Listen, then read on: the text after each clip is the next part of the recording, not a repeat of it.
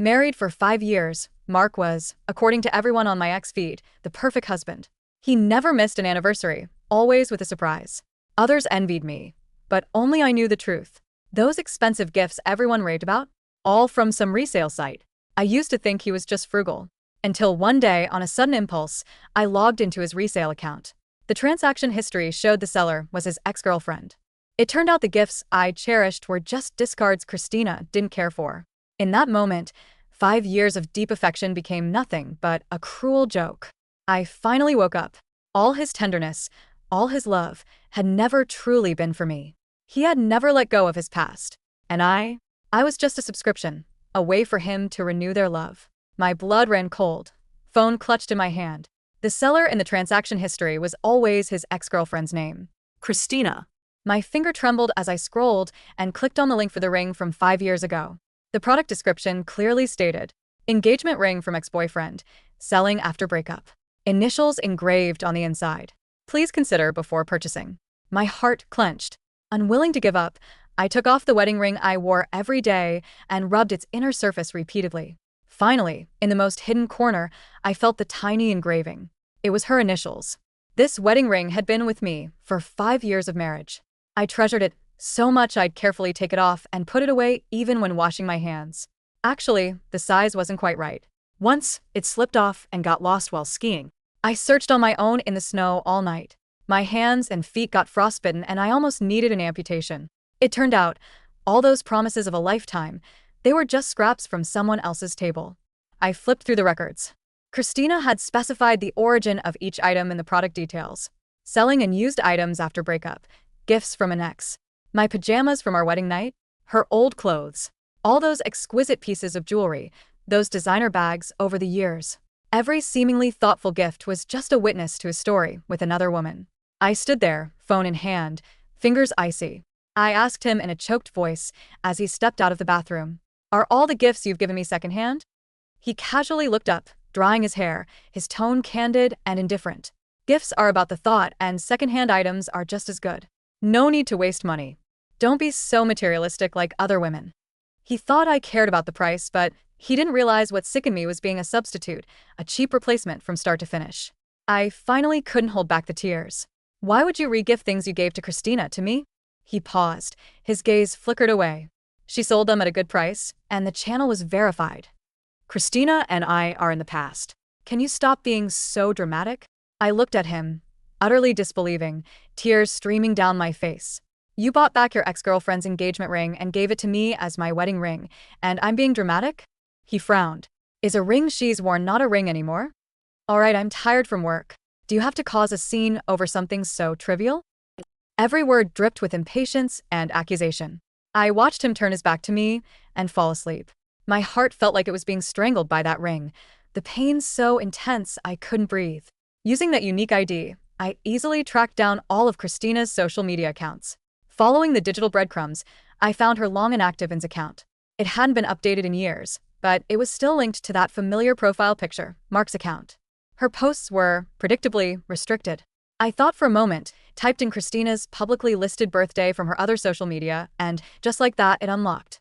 It was packed with all of his and her past. In 5 years of marriage, Mark had never posted a single picture of me on X. Even on the day Harry was born, he posted grateful for the miracle of life, but the accompanying picture was just a random stock photo he downloaded. But in this restricted feed, he posted Christina's pictures for every holiday. She looked vibrant and full of life through his lens. Drooling in her sleep, getting ice cream on her nose, laughing so hard she had a double chin, crying with tears and snot running down her face. Anyone could see he was madly in love with her. Every single expression. Unlike me, when I cried, he would just calmly say, "Wipe it off. You don't look good like that." There were several videos from when they were deeply in love saved in the album. He'd call her in a soft, doting voice, "My darling." And me? From dating to marriage, he always just called me by my name. He never called me darling. I used to think he was just reserved, not good at expressing himself. But it was only because every time he said it, it felt like he was calling someone else. Unable to stop trembling, I shook him awake. "Mark," I heard my voice broken. "Can you call me darling just once?" His sleepy eyes instantly cleared, his pupils constricted. He still couldn't say it. He just whispered, "Stop it, go back to sleep." I closed my eyes, my heart utterly disheartened. The next day, Mark came home from work and immediately zoned out on the couch. Every day after work, he would sit there for 10 minutes. Silent, no phone, no TV. I once thought it was just his way of relaxing. It was only today, looking at his empty, distant gaze, that I understood. His body was here with me, but his mind was miles away. A chill snaked up my spine, my voice dry. I blurted out, "Mark, who are you thinking about right now?" "Is it Christina?" His face instantly changed. "Are you done or not? She's getting married soon. Why can't you just let it go already?" With that, he got up, grabbed his jacket, and slammed the door shut. A loud bang echoed through the living room. His phone, which had slipped from his pocket, lay quietly in the couch cushion. I couldn't help but reach for it and unlock it. The WhatsApp interface was open to his chat with Christina. The messages were frequent, especially recently, with her wedding approaching. Mark was bustling around, 100 times more invested than he ever was for our wedding. He helped her pick out wedding dresses, finalized the hotel menu, and even painstakingly reviewed the wording for the invitations. When we got married, his best man helped him choose his own suit. Scrolling further up their chat history, I felt like a beggar who had stumbled into a lavish feast, utterly out of place. His messages to me were always the same few things. "Working late tonight. Okay. All right." I used to think he just had a bland personality, not good at online communication. Every time I shared a pretty cloud, a cute dog, or a funny meme with him, he never replied. But it turned out he forwarded all of those to her. They could chat back and forth for ages, even about trivial things like the pork chop for lunch today was really good. His capacity for emotional connection was always there. He just never shared a single ounce of it with me. I remembered when Christina lost her job. He pulled every string to get her into his own company, with a salary even higher than mine. I was fresh back in the workforce after having Harry, suffocating from the office politics, and I begged him to help me transfer. He coldly refused. "I'm just helping a friend. There's nothing more to it. You're my wife. I need to keep things professional." Christina cried in the break room, red-eyed, because her boss was giving her a hard time. When Mark found out, he stormed into the office and ripped that boss a new one, almost getting physical. Then he transferred her to work directly under him. But when my boss publicly humiliated me, and I came home crying for help, he just shrugged it off, still playing his game. Isn't that just how workplaces are? Just deal with it. I couldn't help but say, he said some really nasty things. He didn't even look up. "You're just too sensitive." My heart sank further and further, dropping into an icy pit. I looked at our son playing. His little face, so much like Mark's, made the pain almost unbearable, choking me. Where was I supposed to go from here? On Christina's wedding day, Mark went to help set up the venue at 3 a.m. Harry suddenly started convulsing with a fever. I rushed out of the house, clutching my burning hot child, calling Mark dozens of times on the way, but he never answered. I handled the registration, the payments, held Harry's eyes closed for his shots. All by myself. Tears mixed with sweat streamed down my face. It wasn't until evening that I saw a photo on a mutual friend's Twitter feed. During the ring exchange, I saw a familiar figure in a suit standing among the guests. Just from his silhouette, I knew it was him, and he was crying. Meanwhile, on my phone, there was a message from him, sent just hours earlier. "If the kid has a fever, just take him to the hospital. I'm not a doctor." In that moment, I could no longer deceive myself. For these 5 years, I was just a placeholder. Right after we got married, Christina lost a big investment and racked up debt. She called, weeping. Mark transferred $200,000 without a second thought. That money was supposed to be our wedding gift fund, the down payment for our house. When I questioned him, he retorted with a defiant air, "She's in trouble and she came to me." What was I supposed to do? Later, looking at his bank statements, I realized it wasn't the first time. She opened a business and he provided the startup capital. She bought a car, and he was the guarantor. Even her utility bills were being paid from his card. Yet for 5 years of our marriage, he always claimed he was short on cash, and we even skipped our honeymoon. One night, she called late, saying her boyfriend was out of town and the power was out, making her scared. Mark got dressed and left immediately. I blocked his way at the door. "She's almost 30, and she's afraid of the dark?" He pushed me aside. "You don't understand. She has anxiety. If it gets bad, something could happen." Later, I learned her so-called anxiety was just being unable to sleep alone. During my postpartum depression, I spent half a year sleepless, crying all night, standing on the balcony and thinking of jumping. He only had one cold line. "Are you just bored?" My heart truly died.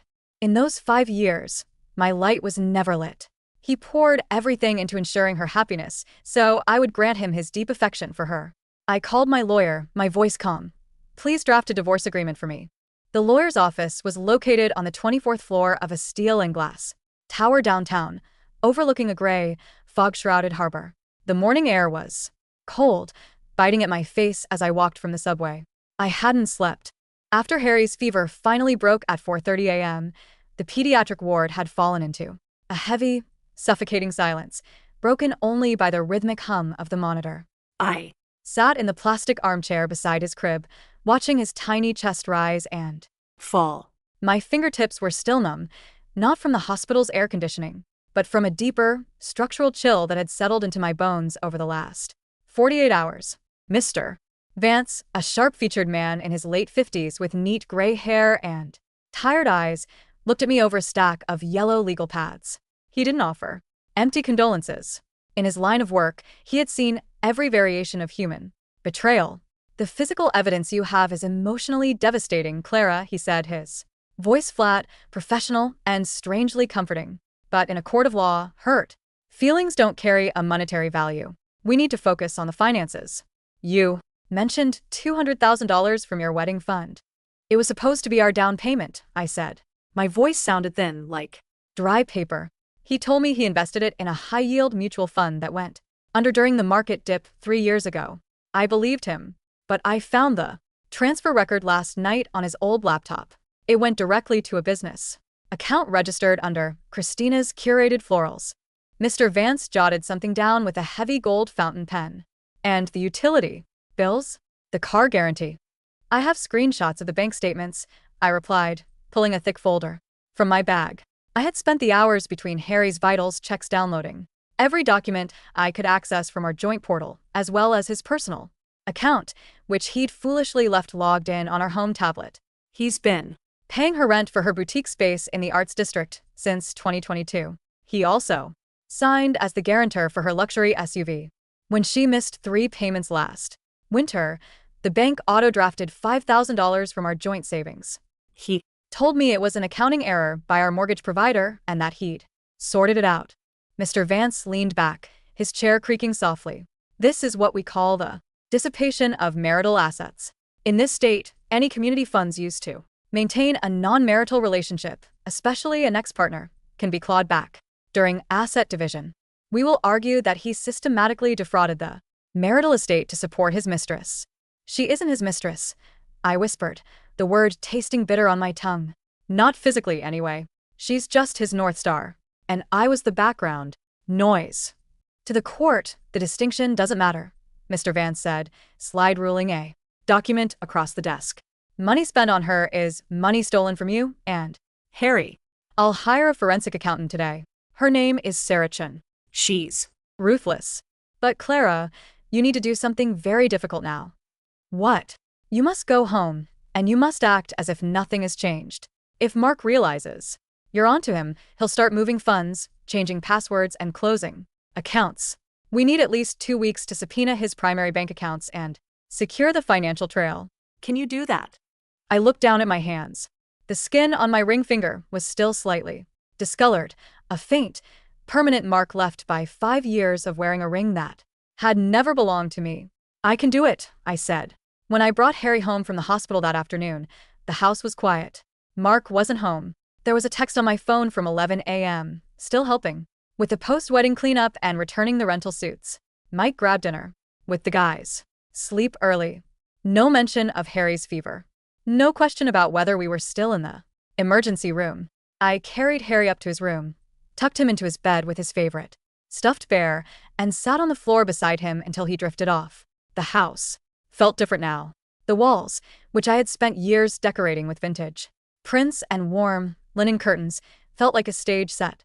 The expensive leather armchair in the corner of our bedroom, a promotion gift Mark had surprised me with 3 years ago, now looked like what it actually was, a piece Christina had discarded when she remodeled her studio, bought by Mark to save a few $100s while keeping her trash in our living space. I walked into our master bathroom. I opened the medicine cabinet. There was my moisturizer, my cheap drugstore hair ties, and next to them, his expensive cologne, the one Christina used to buy him. The front door clicked open at 8:30 p.m. I heard Mark's heavy footsteps in the hallway. He smelled of expensive catering, red wine, and the faint, sweet scent of gardenias, the flowers Christina had chosen for her bridal bouquet. "Hey," he said, leaning against the doorframe of the kitchen where I was making a pot of tea. He looked exhausted, his tie loosened, his hair slightly disheveled. There was a smudge of pink champagne on his lapel. "You're still up." "Harry's asleep," I said. I didn't turn around. I kept my eyes fixed on the blue flame of the stove. His fever went up to 104.2 last night. He had a febrile seizure. Mark paused. I heard the rustle of his coat as he took it off. "Right. Well, Those things happen with toddlers. My mom always said I had them too. It's just a spike." you tend to panic over these things, Clara. He was hospitalized, Mark. I was alone in the ER for 9 hours. He let out a long, heavy sigh, the sound of a man who felt deeply put upon by the minor inconveniences of his domestic life. And I was at a wedding where I was the coordinator, the driver, and essentially the security guard. Julian's family didn't do anything to help. I couldn't just leave Christina stranded on her wedding day, Clara. She's had panic attacks for months over this. If I left, she would have broken down. And what about your son? I wanted to scream. What about the boy who carries your DNA, who was shaking so hard his teeth clicked together while I begged a tria nurse for help? But Mr. Vance's voice echoed in my head. Act as if nothing has changed. "I see," I said, my voice flat. "Is she married now?" "Yes," Mark said, his voice dropping into a quiet, almost reverent tone. She looked happy. "Julian is a good guy. He'll take care of her."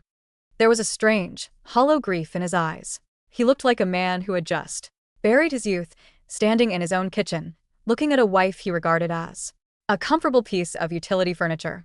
"That's nice," I said, pouring the boiling water into my mug. "You must be "Tired. Go to bed."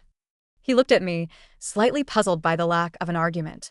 Usually this would have sparked a 3-hour fight where he accused me of being cold, jealous, and unable to empathize with his platonic loyalty. "You're not mad?" he asked, stepping closer, attempting to lay a hand on my shoulder. I stepped sideways, reaching for the honey jar, smoothly avoiding his touch. No. "I'm just tired, Mark. I have a lot of work tomorrow." Good, he said, relieved. "I'm glad you're finally growing up about this. Christina is a closed chapter now. We can finally just focus on us." He smiled, a genuine, handsome smile that used to make my heart flutter. Now it just made my stomach turn. He had no idea that the closed chapter he was talking about was actually the cover of his own bankruptcy. For the next 10 days, I lived a double life. By day, I was a quiet, compliant wife. I cooked dinner, I washed his clothes, and I took Harry to his follow-up appointments. I even let Mark buy dinner one night, a cheap Italian place down the street, without pointing out that he used a coupon he'd printed from his work email. By night, after Mark fell asleep, I sat in the walk-in closet with my laptop, sending documents to Sarah Chen. Sarah was as good as Mr. Vance had promised. Within a week, she had uncovered 3 credit cards under Mark's name that I had never known existed.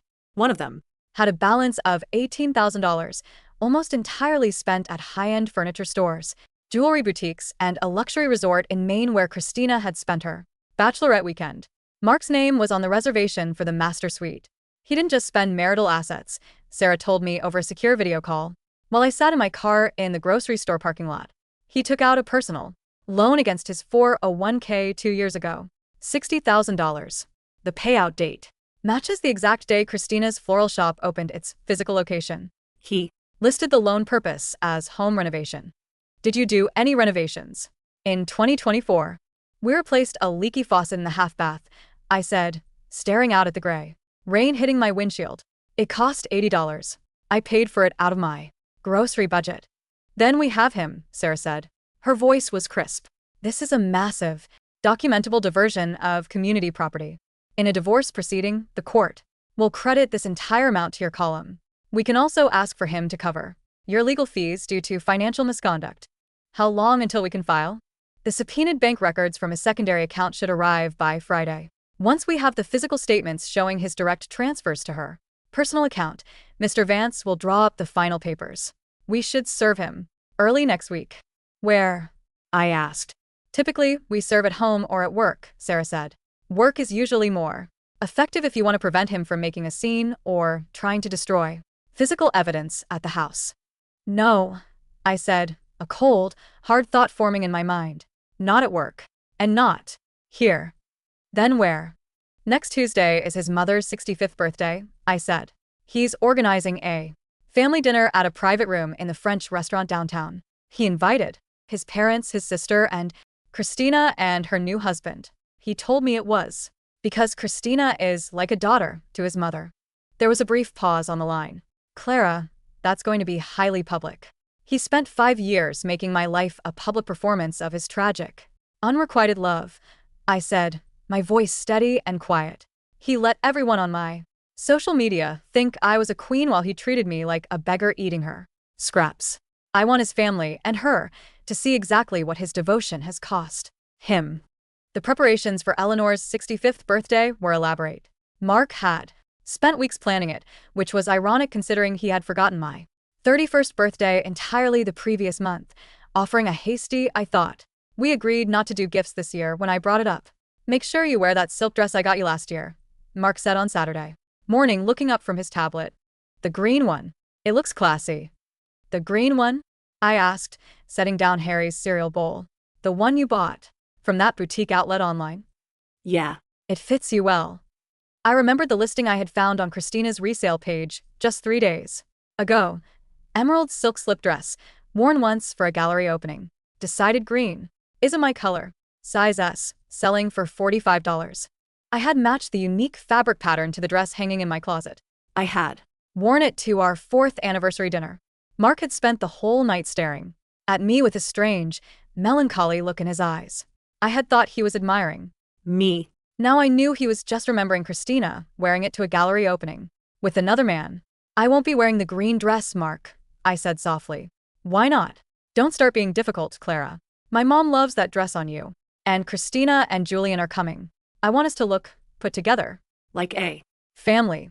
I'll wear something else, I said. He scoffed, turning back to his screen. Whatever. Just don't look like you just rolled out of bed. You've been looking really tired lately. I've been sleeping poorly, I said. Well, try some tea. You worry too much. That afternoon, I met with Mr. Vance to sign the final divorce petition. The document was thick, a heavy weight in my hands. Attached to it were 84 pages of financial exhibits, bank statements, credit card bills, tax filings, and screenshots of Christina's resale account showing the match between her sales and Mark's bank drafts. Are you ready for this, Clara? Mr. Vance asked, looking at me with genuine concern. Once the process server walks into that room, there is no going back. He will be angry. He will try to turn his family against you. His family already thinks I'm a cold, demanding woman who doesn't understand his artistic soul, I said. They've spent 5 years watching him treat Christina like a queen while ignoring me, and they've stayed silent because it suited them. They like her better anyway. I don't care what they think. And the child custody? We are asking for sole physical custody and joint legal custody with supervised visitation for Mark until he completes a psychological evaluation, I said. He left our son alone with a 104-degree fever to coordinate his ex-girlfriend's wedding. He is not fit to care for a child unsupervised. He'll fight that. Let him, I said. We have the emergency room records, the phone logs showing 32 unanswered calls while he was at the wedding venue, and the photo of him crying at her ceremony while his son was in a cooling bath to prevent permanent brain damage. Let him explain that to a judge. The private room at Le Petit Chateau's was decorated with white roses and gold candles. Mark had arrived 2 hours early to supervise the table settings. When Harry and I arrived with his parents Eleanor and Richard, Mark was already busy showing the sommelier where to place the vintage Pinot Noir. Clara, you're late, Mark hissed under his breath as I walked in holding Harry's hand. He looked at my dress, a simple, sharp black tailored suit instead of the green silk dress. His eyes narrowed. What is that? You look like you're going to a funeral. It's comfortable, I said. It's drab. And where is your ring? I looked down at my bare left hand. The skin was pale, but the indentation was gone. I left it at home. It didn't fit right. It always made my finger feel cold. He looked like he wanted to say more, but the door opened, and his sister, Sarah, walked in with her husband, followed closely by Christina and Julian. Christina was as beautiful as ever, dressed in a soft cream cashmere sweater and a silk skirt. She looked radiant, the picture of a happy new bride. Her husband, Julian, was a tall, quiet man with a kind face who looked slightly bewildered by the sheer level of attention Mark was paying to his wife. Christina, Julian. Mark immediately abandoned his mother and walked over, his face lighting up with a warmth I hadn't seen in years. You made it. Come, sit. I saved the best seats next to Eleanor for you. Mark, you shouldn't have. Christina laughed, her voice light and melodic. It's your mom's birthday. We should be in the back. Nonsense, Eleanor said, beaming at her. Your family, Christina. You know, that. I sat at the far end of the table, next to Mark's sister, Sarah, who barely nodded in my direction before turning to talk to Julian. Harry sat in a high chair next to me, quietly coloring on a paper placemat. Throughout the first two courses, Mark was the life of the party. He poured Wine, he told jokes, and he constantly checked on Christina. Is the duck cooked to your liking, Christina? He asked, leaning across the table. I know you prefer it medium rare. It's perfect, Mark, she said, smiling warmly. You always remember. Of course I do, he said, his voice dropping into that soft, doting tone I had heard in those restricted videos. Some things you don't forget. Julian cleared his throat, looking slightly uncomfortable. Actually, Mark, she's been eating her meat more well done lately. It's better for her digestion. Mark's smile faltered for a fraction of a second, a flicker of irritation crossing his face before he smoothed it over. right. Well, I'm just glad she likes it. I watched him from my end of the table. I felt a strange, detached pity. He was A man living in a museum of his own design, desperately trying to polish exhibits that had already been sold to another collector. And he had ruined his own life to pay the admission fee. At 8:30 p.m., right before the dessert was to be served, the heavy wooden door of the private room opened. A young man in a plain gray suit walked in, carrying a manila envelope. Mark looked up, frowning. Excuse me? This is a private room. The main dining area is downstairs. The young man didn't look back. He walked straight to the head of the table, where Mark was sitting. Are you Mark Avery? Yes, but you've been served, the young man said, dropping the thick envelope onto the white tablecloth right next to Mark's glass of Pinot Noir. Have a good evening. Before anyone could speak, the man turned and left the room, the door clicking shut behind him. The room fell into a sudden, heavy silence. What is this? Eleanor asked, her fork hovering in the air. Mark, is this some kind of joke? A singing telegram? Mark's face had gone pale. He looked at the envelope. On the front, in bold, black letters, were the words, "In the family court of the state of New York. Petition for divorce and dissipation of assets. Clara?" Mark's voice was barely a whisper. He looked across the long table at me. What is this? It's exactly what it looks like, Mark, I said. My voice was calm, clear, and carried easily to every corner of the silent room. I'm divorcing you. Are you insane? Mark stood up, his chair scraping loudly against the hardwood Floor. At my mother's birthday? In front of our guests? What kind of sick game is this? It's not a game, Mark, I said, reaching into my bag and pulling out several stapled documents. I laid them on the table in front of Eleanor, then passed copies down to Sarah and Julian. I thought your family might like to see where our down payment went, and why Harry and I are living in a rented apartment, starting tomorrow. Eleanor picked up the papers, her glasses slipping down her nose as she read. What is this? $200,000? Direct transfers to Christina's curated florals? Julian's head snapped up. He looked at the papers, then at Christina, whose face had gone entirely white. Mark, Julian said, his voice low and dangerous.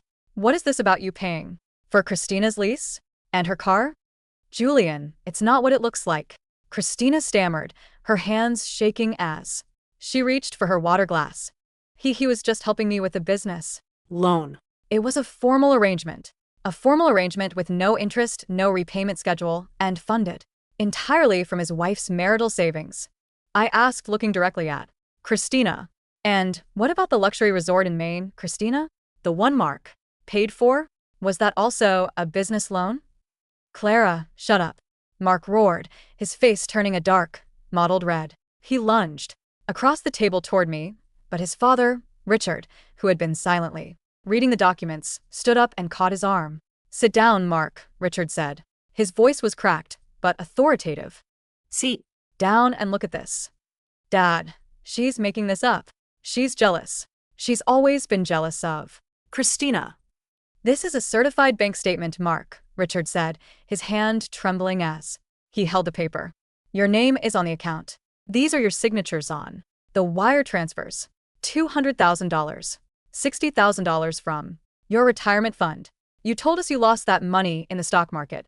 You asked me for $10,000 last year to pay for Harry's preschool, and I gave it to you because you said you were broke. You lied to us." "I did it for the family," Mark screamed, his eyes wild as he looked around the room, finding no allies. Christina was in trouble. I couldn't just let her drown. "And what about your son?" I asked, my voice rising just enough to cut through his shouting. "The night of her wedding, while you were crying in the chapel, Harry was in the hospital with a 104-degree fever. I called you 32 times. You didn't answer because you were too busy helping her with her dress. Your text to me was, if the kid has a fever, take him to the hospital. I'm not a doctor." The room went dead silent. Even Eleanor, who had always defended Mark, looked at her son with a mixture of horror and disgust. "You did that," she whispered. "To your own child?" Julian stood up. He didn't look at Mark. He looked down at Christina, his face expressionless. "We're leaving." "Julian, please," Christina cried, tears streaming down her face. "It was before we got married. He was just a friend helping me." "We're leaving, Christina," Julian repeated, his voice cold as ice.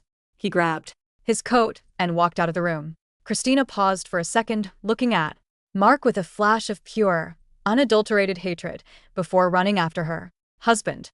Mark watched her go, his arm reaching out as if to stop her, but she was already gone. He slowly turned his head back to me. The handsome, confident facade was entirely gone. He looked small, pathetic, and utterly ruined. "You ruined her marriage," he whispered, his hands curling into fists. "You ruined my family. I will make sure you get nothing. Do you hear me?" "Nothing. Actually, Mark," I said, standing up and lifting Harry into my arms. "According to the forensic audit, you've already spent everything we had. But the court will make sure you pay back every single cent you stole from my son's future. I'll see you in court." I walked out of the room. As the door swung shut behind me, I heard the sound of a wine glass shattering against the wall, followed by his mother's sharp, disappointed cry. The weeks following the dinner were a blur of legal maneuvers. Mark hired a high-priced divorce lawyer, an aggressive man named Henderson, who tried to paint me as a vengeful, unstable spouse. They claimed the financial transfers to Christina were valid business investments and that I had consented to them verbally. But Sarah Chen's audit was airtight. She had uncovered emails between Mark and Christina where they explicitly discussed hiding the transfers from me. In one email from 2023, Mark had written, "Clara is asking about the savings account again." I told her the market crashed. She's too naive to check the statements. "Don't worry, your boutique lease is covered for the next 6 months. Just make sure you don't mention it to Julian either." That email alone crushed his defense. During his deposition, Mark sat across from Mr. Vance and me in a small, windowless conference room. He had lost weight. His hair was unkempt, and the expensive watch he always wore, another gift he had bought himself while claiming we couldn't afford a vacation, was gone. "Mr. Avery," Mr. Vance said, leaning forward. "Do you recognize this account?" He slid a printout of Christina's resale page across the table. Mark glanced at it, then looked away. "It's an online store. What does this have to do with my divorce?" "These are the transaction histories for your personal credit card ending in 4092, Mr. Vance said. Between 2021 and 2025, you made 42 purchases from this specific seller." Christina understood. The items include an emerald silk dress for designer handbags, 3 pairs of high-end shoes, and an 18-karat white gold engagement ring.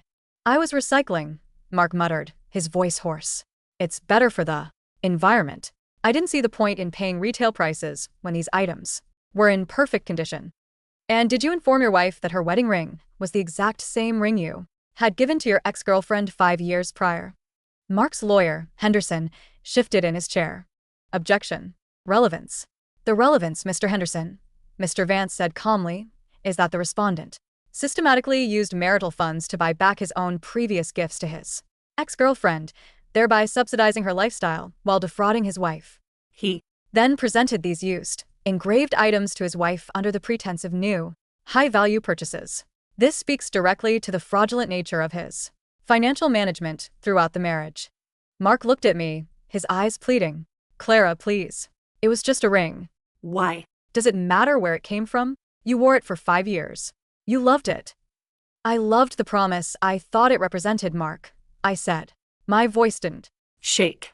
I felt entirely detached, as if I were analyzing a specimen under a microscope. But the ring belonged to her. The pajamas I wore on our wedding night belonged to her. My life with you is just a secondhand store where I paid the full price for someone else's trash. He slumped back in his chair, his eyes hollow. The deposition lasted for 4 hours. By the end of it, even Henderson looked exhausted and disgusted with his client.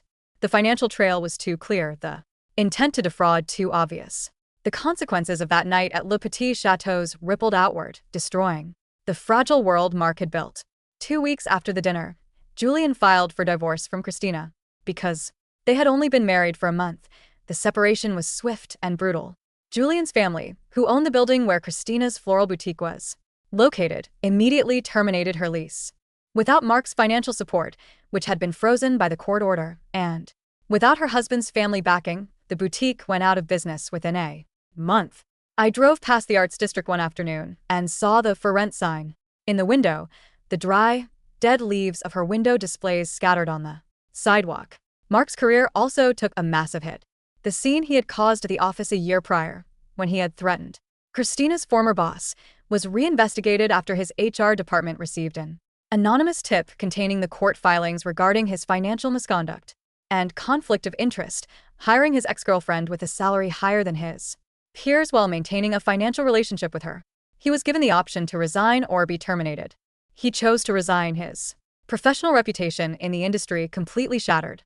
His sister, Sarah, called me once, her voice quiet and apologetic. Clara, I wanted to say I'm sorry. We all knew he was still obsessed with her, but we didn't know how far he was going. We didn't know about the money. We didn't know about Harry. Thank you, Sarah, I said. But it doesn't matter now. He's staying in our parents' guest room, she said, hesitation in her voice. He's in a really bad place, Clara. He spends all day staring at his phone, waiting for Christina to call him. She blocked his number. That's his choice, I said. But he still needs to sign the final agreement by Friday, or we go to trial. He'll sign, she said. My dad is forcing him to. The final divorce decree was signed on a bright, crisp morning in late autumn. The settlement was more favorable than Mr. Vance had hoped. Because of the blatant dissipation of marital assets, I was awarded the entirety of our joint savings, the equity in our home, which we sold, and 70% of Mark's remaining retirement accounts. He was also ordered to pay child support and a significant portion of my legal fees. I stood on the steps of the courthouse, the cold wind blowing through my hair. Mark walked out of the heavy glass doors a few minutes after me. He looked older, gray hair showing at his temples, his coat hanging loosely on his thin frame. Are you happy now? He asked, stopping a few feet away from me. He didn't look angry anymore. He just looked empty. You took everything. My money, my house, my career, my family, even Christina won't speak to me. You destroyed my life. I looked at him, and for the first time in 5 years, I didn't feel any pain. I didn't feel the choking sensation in my chest. I didn't feel the coldness in my fingers. I didn't destroy your life, Mark, I said softly. You spent 5 years building a house of cards on someone else's foundation. I just stopped holding up the walls. I loved you, he said, a desperate, hollow lie escaping his lips. In my own way, I did. No, you didn't, I said. You loved the idea of a wife who would look after your home, raise your child, and suffer in silence while you worshipped a ghost. You didn't love me. You didn't even see me. I turned and walked down the steps, my boots clicking firmly against the stone. I moved into a small, sunlit apartment on the east side of the city. It wasn't large, and it didn't have the expensive, second-hand leather furniture that had defined my married life. The walls were painted a soft, warm cream, and the only decorations were Harry's colorful finger paintings and a few simple, new wooden frames containing photos of the two of us. Every single item in the apartment was new. I had sold every piece of jewelry. Mark had ever given me, including the wedding ring, to a scrap metal dealer who melted them down. The money went directly into Harry's college fund. On Saturday afternoon, I sat on the living room floor, assembling a small wooden toy box for Harry. The sunlight streamed through the large window, warming the wooden floorboards. Harry was sitting nearby, carefully stacking wooden blocks into a tall, shaky Tower. "Look, Mama," he laughed as the tower fell, the blocks scattering across the Rug. It fell down. "That's okay, sweetie," I said, reaching over to ruffle his soft hair. "We can just build it again." My phone buzzed on the coffee table. It was a notification from X. I had long since unfollowed Mark and deleted all our mutual friends, but my account was still active. I picked it up, intending to clear the notification, but my finger hovered over the screen. I opened the app and searched for his name. His profile was public now. He had posted a picture of a park bench in the rain. The caption read, "Some memories never fade. Missing the days when things were simple." A few minutes later, I saw a new post on Christina's public Instagram account, which I had forgotten to block. It was a photo of her at a small, elegant cafe in Paris, laughing with a handsome European man. Her caption was, "A fresh start. No looking back." I looked at Mark's post again, then at hers. He was still sitting on that cold bench, waiting for a woman who had already boarded a flight to her next destination. He would spend the rest of his life in that cold, empty space, trying to buy back a past that had never truly belonged To him. I closed the app, deleted it from my phone, and threw the device onto the couch. "Mama, help," Harry called, holding out a blue block to me. "I'm coming, baby," I said. I crawled over to him, my hands warm, my heart light, and began to build.